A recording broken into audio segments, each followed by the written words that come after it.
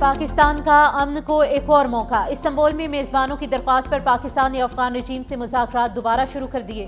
ذرائع کے مطابق استنبول میں افغان طالبان نے مذاکرات کی بحالی کے لیے ثالثوں سے رابطہ کیا تھا۔ افغان رجیم نے اپنے موقف پر نظر ثانی کی یقین دہانی بھی کرائی۔ مذاکرات پاکستان کے اسی مرکزی مطالبے پر ہوں گے کہ افغانستان دہشت گردوں کے خلاف واضح، قابل تصدیق اور مؤثر کارروائی کرے۔ پاکستان نے ایک بار پھر زور دیا کہ افغان سرزمین پاکستان کے خلاف دہشت گردی کے لیے استعمال نہیں ہونی چاہیے۔ پاکستانی وفد جو وطن واپس روانہ ہونے والا تھا، اب استنبول میں مزید قیام کرے گا۔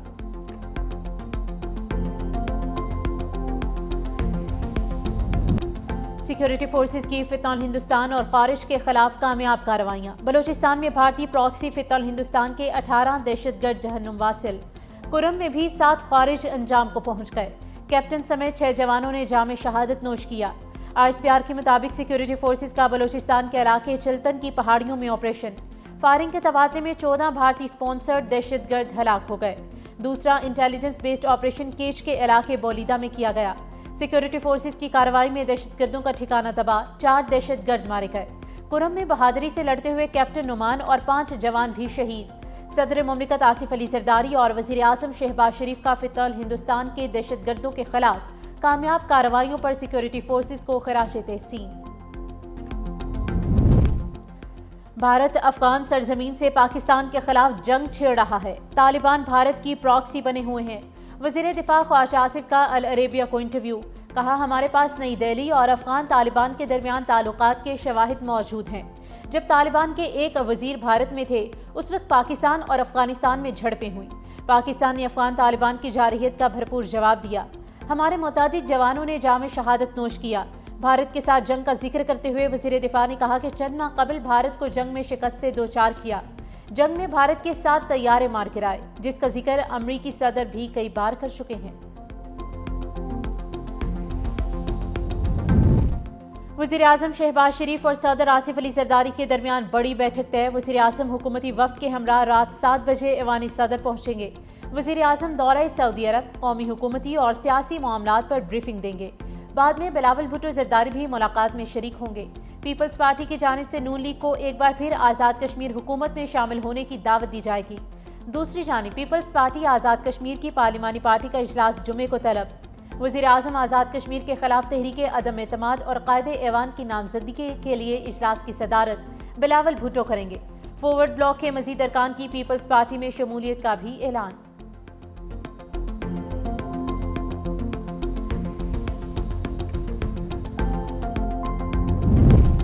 Chairman peoples party Bilawal Bhutto Zardari کی وفاقی وزیر داخلہ محسن نقوی سے اہم ملاقات طے۔ ذرائع کے مطابق ملاقات آج زرداری ہاؤس اسلام آباد میں ہوگی۔ ملکی سیاسی صورتحال پر تبادلہ خیال ہوگا۔ نئی قانون سازی کے معاملات بھی زیر غور آئیں گے۔ سیاسی حالات کے پیش نظر بلاول بھٹو زرداری اور وزیر داخلہ محسن نقوی کی ملاقات اہمیت اختیار کر گئی۔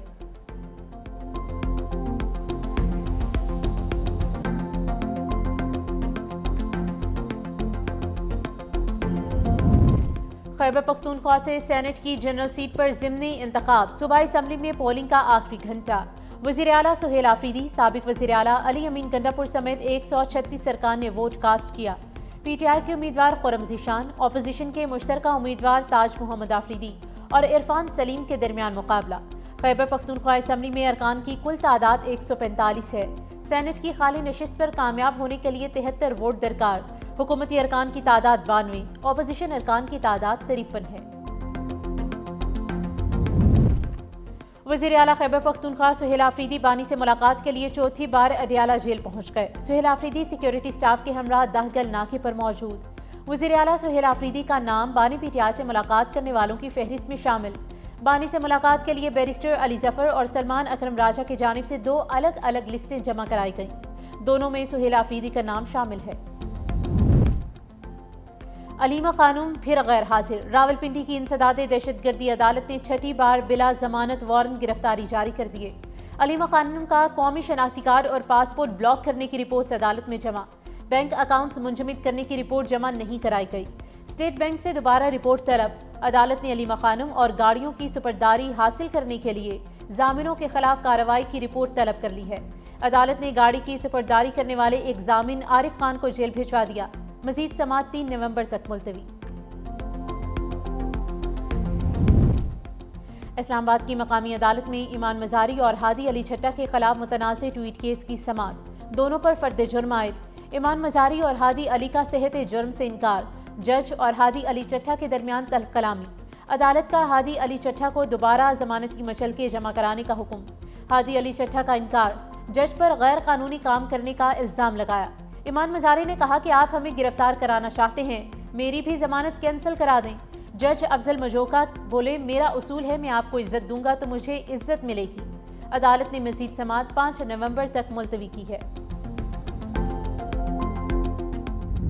صدر ٹرمپ کا مودی پر تنزیہ وار، خونی قاتل قرار دے دیا۔ ایشیا پیسیفک اکنامک کوآپریشن سمٹ میں پاک بھارت جنگ بندی میں فیصلہ کن کردار ادا کرنے کا دعویٰ پھر دہرا دیا۔ امریکی صدر نے کہا کہ مودی دیکھنے میں اچھے ہیں مگر اندر سے قاتل جیسا سخت انسان ہے۔ بھارتی وزیر اعظم کی نقل اتارتے ہوئے امریکی صدر نے طنزیہ انداز میں کہا کہ ہم لڑیں گے، میں نے سوچا کیا یہ وہی شخص ہے جسے میں جانتا ہوں۔ صدر ٹرمپ کے حالیہ تبصرے نے بھارت امریکہ تعلقات میں گہری دراڑ اور مودی کے دوکھلے پن کو ایک بار پھر سے بے نقاب کر دیا ہے۔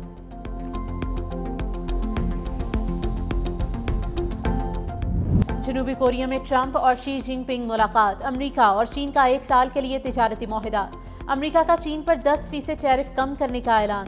امریکی ٹیرف 57 سے کم ہو کر 47% ہو گیا، جو فوری طور پر نافذ العمل ہوگا۔ صدر ٹرمپ نے کہا کہ چینی صدر سے ملاقات بہت اچھی رہی، چینی صدر فینٹینال روکنے کے لیے اقدامات کریں گے، ہم بلیک ویل چپس کے بارے میں بات نہیں کریں گے، سویابین کی خریداری فوری طور پر شروع ہو جائے گی، نایاب معدنیات کے معاملات میں مزید رکاوٹیں نہیں ہیں، آئندہ سال اپریل میں چین کا دورہ کروں گا، میرے دورے کے بعد چینی صدر امریکہ آئیں گے، چینی صدر کے ساتھ یوکرین معاملے پر مل کر کام کرنے جا رہے ہیں۔ مزید کہا کہ تائیوان کے معاملے پر بات چیت نہیں ہوئی۔ آئی ایم ایف نے این ایف سی ایوارڈ میں تبدیلی کی تجویز پیش کر دی۔ وفاق نے این ایف سی پر مشاورت کے لیے اجلاس 18 نومبر کو طلب کر لیا۔ تمام صوبوں کو شرکت کی دعوت۔ نئے قومی مالیاتی ایوارڈ کے لیے کمیشن کی تجاویز پر آئی ایم ایف بھی آن بورڈ ہوگا۔ 11ویں ایوارڈ کے لیے اہم بات چیت ہوگی۔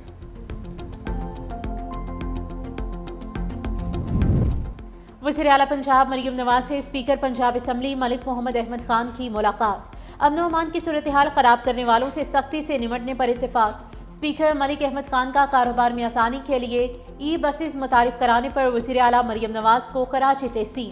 امن و امان کی بہتری پر عوام کی طرف سے اظہار تشکر۔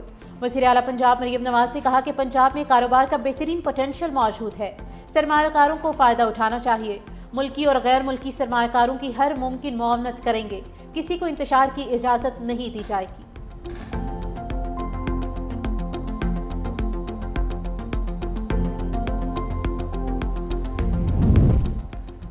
وزیر اعلیٰ سیلاب بحالی پروگرام کے تحت 6 ارب 39 کروڑ روپے تقسیم۔ پنجاب ڈیزاسٹر مینجمنٹ اتھارٹی کے تحت 90% فلڈ اسیسمنٹ سروے مکمل۔ 5,69,000 سیلاب متاثرین کا ڈیٹا تیار کر لیا گیا۔ پنجاب بینک کے تحت سیلاب متاثرین کو معاوضے کی ادائیگی کے لیے 98,000 سے زائد ATM کارڈز تیار۔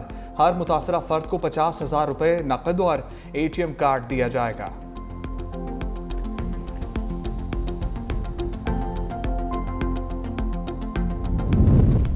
سندھ حکومت کا بہترین اقدام، سرکاری سکولز میں پہلی بار طلباء و طالبات کی آن لائن حاضری لگے گی، سسٹم تیار کر لیا گیا۔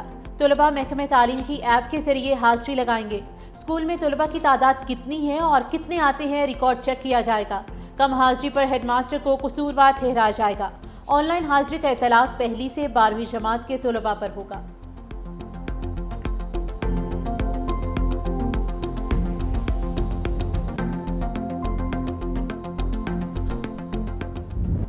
لاہور کے شہری خوشگوار فضا میں سانس لینے سے محروم۔ دنیا کے آلودہ ترین شہروں میں لاہور آج بھی سر فہرست۔ Air quality index 603 record. Gujranwala بھی اسموک کی شدید لپیٹ میں، AQI 591 تک جا پہنچا۔ آلودہ فضا میں سانس لینے سے شہری مختلف بیماریوں میں مبتلا ہونے لگے۔ طبی ماہرین نے شہریوں کو ماسک استعمال کرنے کی ہدایت کر دی۔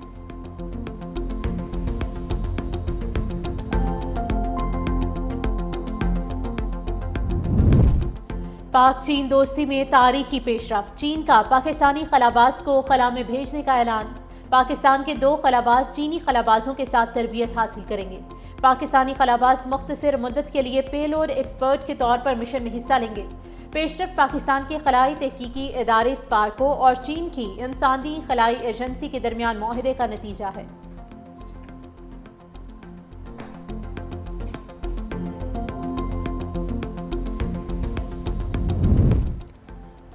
روس کا ایٹمی صلاحیت والے زیر آب ڈرون کا کامیاب تجربہ۔ روسی صدر پیوٹن نے دعویٰ کیا ایٹمی طاقت سے چلنے والا پوسائیڈن ڈرون کسی بھی بر اعظم تک پہنچ سکتا ہے۔ جدید ڈرون کو روکنے کا کوئی طریقہ موجود نہیں۔ پوسائیڈن ڈرون کی رفتار اور گہرائی تک غوطہ لگانے کی صلاحیت دنیا میں بے مثال ہے۔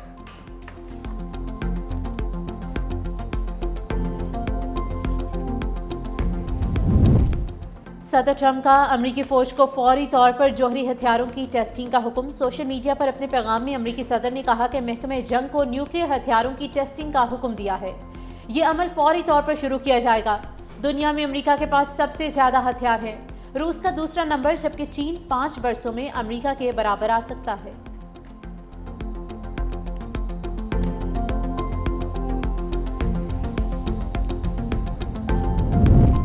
امریکہ کا مشرقی بحر الکاہل میں منشیات اسمگل کرنے والی ایک اور کشتی پر فضائی حملہ۔ وزیر دفاع پیٹ ہیگسٹ کا حملے میں 4 افراد کی ہلاکت کا دعویٰ۔ وائٹ ہاؤس کا کہنا ہے کہ کشتی ایک دہشت گرد تنظیم کی جانب سے آپریٹ کی جا رہی تھی۔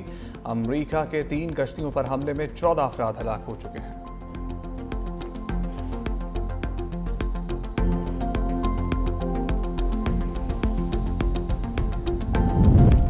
نوبیل انعام یافتہ نائجیرین ادیب کو ٹرمپ پر تنقید مہنگی پڑ گئی۔ صدر ٹرمپ نے وولے شونیکا کا ویزا منسوخ کر دیا ہے۔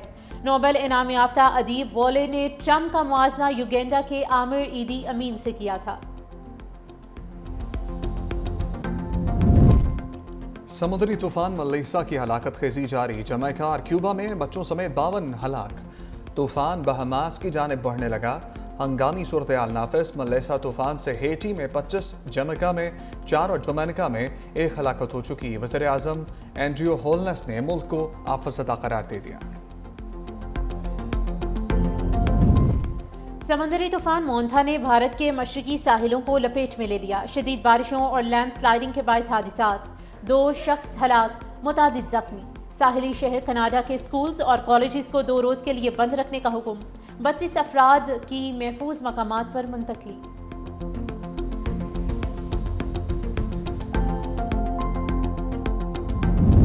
آسٹریلیا میں افسوسناک واقعہ۔ پریکٹس سیشن کے دوران گیند لگنے سے نوجوان کرکٹر کی موت ہو گئی۔